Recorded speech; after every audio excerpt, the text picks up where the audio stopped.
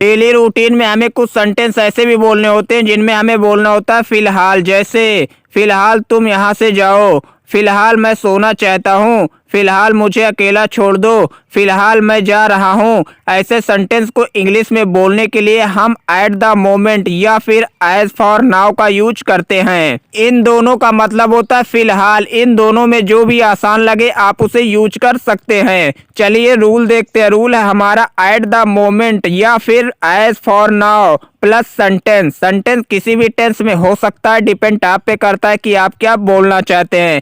पहले आप eight the moment बोलेंगे या फिर एज फॉर नाउ बोलेंगे, फिर सेंटेंस बोलेंगे। चलिए कुछ एग्जांपल लेते हैं। फर्स्ट एग्जांपल है फिलहाल तुम यहाँ से जाओ, at the moment you go from here, या फिर as for now you go from here.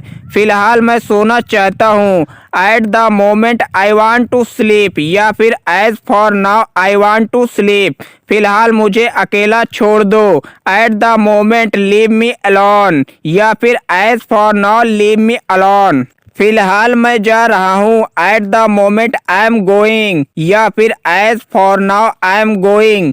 फिलहाल तुम इसे यहाँ से ले जाओ, at the moment you take it from here, या फिर as for now you take it from here. फिलहाल मुझे भूख नहीं है, at the moment I am not feeling hungry, या फिर as for now I am not feeling hungry. Last में ये क्वेश्चन आपके लिए, आपको इसका आंसर कमेंट बॉक्स में देना है। वीडियो पसंद आए तो वीडियो को लाइक करें, चैनल को सब्सक्राइब करें। मिलते हैं अगले वीडियो में, तब तक के लिए जय हिंद।